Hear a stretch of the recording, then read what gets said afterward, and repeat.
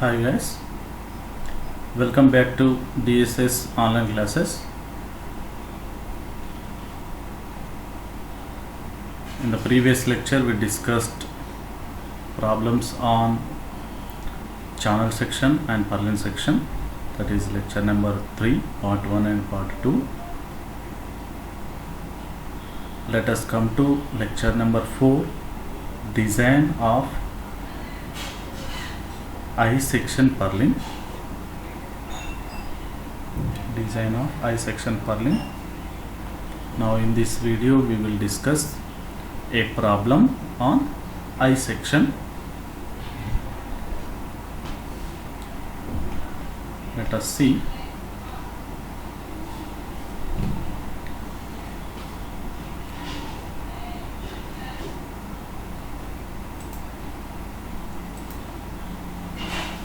See,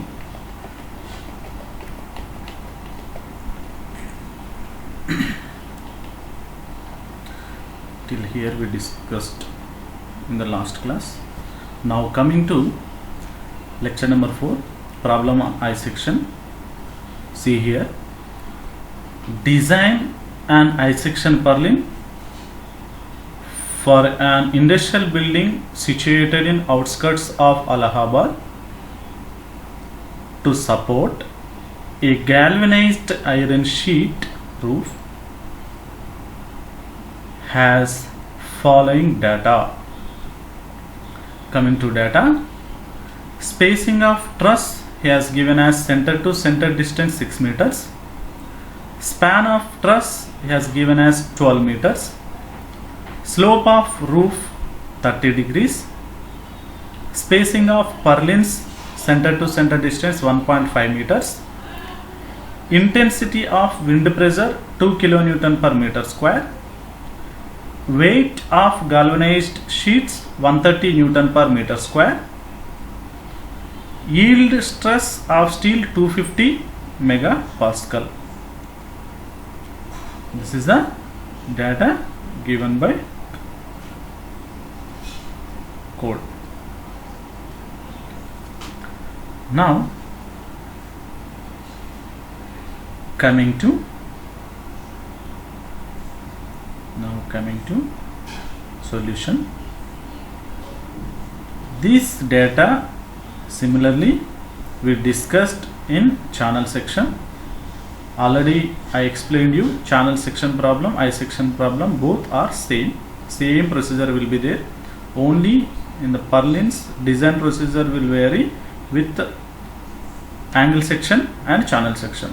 Angle section is separate, channel section and I section is same. Now coming to solution, what is step 1? We will calculate load. Coming to total dead load, what is the total dead load? Galvanized sheet load we require. Galvanized sheet 130 newton per meter square. Now coming to spacing of purlin center to center distance 1.5 meters. Already we discussed that pitch distance is multiplication for galvanized, or otherwise pitch by 2 plus pitch by 2, that also you can consider, both are same. For that reason 1.5 times 130, that is sheet load is there, plus as we know that always we can assume purlins weight 100, so that 295 newton per meter total dead load. This total dead load is acting on purlin, that means self weight of the purlin as well as due to intensity of pressure and sheet there is a load. So that is total 295 newton per meter. Now coming to P, gravity load. Gravity load possibilities, gravity load along UV axis as well as along VV axis. For that reason gravity load based on this W is 295 newton per meter. Capital P is equal to W cos theta along normal axis 295 cos 30 degrees, that is equal to 55.47 newton per meter. Now coming to along VV axis, that is horizontal horizontal to the purlin, that is W sin theta 295 sin 30 degrees. Now that value is 147.5 Newton per meter. Therefore P dash is nothing but what? Normal to the purlin, normal to the purlin or normal to the top chord. Normal to the top chord, we can show P dash is equal to what? P dash is equal to 255.47, that is P value normal to the axis. And also one more load is acting, that is, what is that? Wind pressure. Wind pressure is 2 kilonewton per meter square, that is 2000 Newton per meter square. Our spacing pitch distance is 1.5, for that reason 1.5 times 2000. Finally we got total load acting normal to the axis 3255.47 Newton per meter. Now coming to MUU. After calculation of load, second step is we need to calculate maximum bending moment along UU axis as well as VV axis, because for angles for channel sections as well as I sections, bending moment along UU axis and VV axis is required. For that reason we know that MUU is equal P dash L by 10, or otherwise you can write it as WL square by 10. That P dash is nothing but W into L. You can write a WL square by 10, or otherwise P dash into L by 10. Now P dash value is 3255.47 into, that is load. Now L value is 6 into 6 by 10. Final our value is 11,719.692 Newton meter. Now coming to maximum bending moment along VV axis, HL by 10, that is why HL by 10? Along VV axis only one load is there, that is opposite, that is H. H is W sin theta. W sin theta value is 147.5. 147.5 into 6 into 6 by 10. Now you got 1.71 into 10 power 6 Newton mm. Okay. Now after calculation of dead loads as well as moments, our next requirement is calculate section modulus along UU axis. Based on this only we can select the section from the steel table. Now coming to section modulus along UU axis, we have this formula. We know that in this formula this is our requirement. For that reason, for channel sections or I section, we know that the reason why we are assuming this. Let us take ZUU by ZVV equal to 7 we are assuming. Now sigma B is equal to bending stress 0.66 into Fy. Fy is equal to 250, always 0.66 into 250, that is equal 165 Newton per mm square. Now coming to, in account of wind load, bending stress is increased by 33 1/3%. We know that.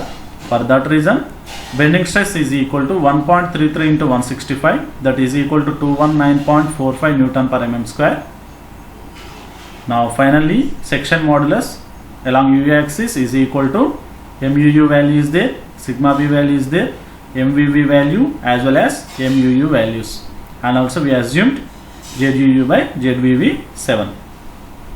Now finally we got ZUU equal to 70,298.47 mm cube, in terms of centimeter cube 70.298 centimeter cube. Now based on this value ZUU, based on this value, now from steel table, that is handbook number 1, selecting I section of ISJB 200 at the rate 9.9 kg per meter. Why we have selected this? Based on this requirement, ZUU value 70.298 centimeter cube. Now ZUU is equal to ZXX is equal to 78.1. This value is more than this and nearby this value. For that reason we have selected ISJB 200 at the rate 9.9 kg per meter. Now from this steel table for these properties, ZUU and ZYY values both are required. For that reason, I have written ZUU value as well as ZYY, that is equal ZVV is equal 5.8 centimeter cube. Now our requirement is ZUU by ZVV equal to 78.1 by 5.8, that is equal 13.46. That means what? In the previous lecture already I discussed, our assumed value is 7, but we got 13.46. That means this selection is not safe along bending. For that reason, let us try with another section.